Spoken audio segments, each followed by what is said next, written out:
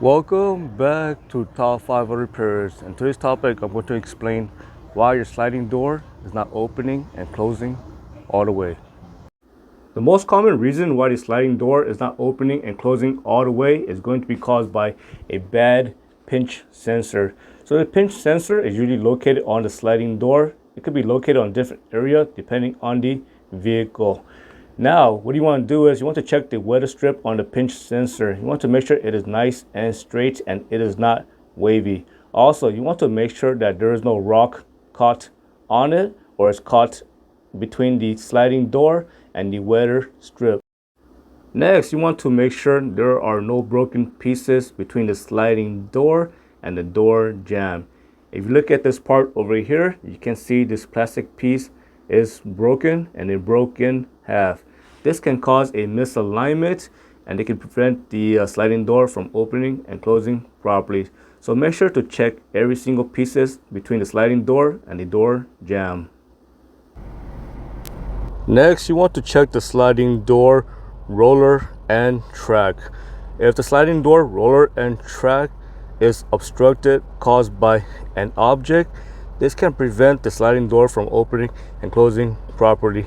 So you want to check for debris, random objects, toys, anything that might get lodged between the sliding door roller and track. Next, you want to make sure that the roller is in good condition. So what you want to do is you want to rock the roller. There should be 0 to no movement. If there is movement, it is possible that the wheel on the roller or bearing is probably bad and is causing excessive movements. Next, you want to make sure that the roller is not bent. You see this part over here? It says do not step on it. Sometimes teenagers can step on it and cause the roller to bend, and this can prevent the sliding door from opening and closing properly. Next, you want to inspect the strike plate. You want to make sure the strike plate is not bent and it is nice and straight. You want to make sure that it is properly aligning with the door latch.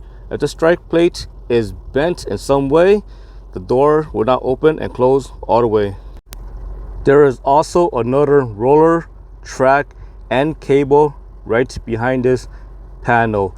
If you remove this panel, you can see the roller, track, and cable. And in order to get to it, you probably have to remove the tail light and you have to open the sliding door.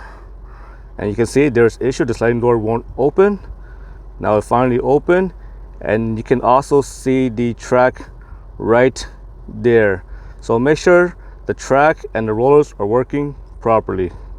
I hope you found that video useful. As always, thank you for watching and subscribe to Top 5 Auto Repairs.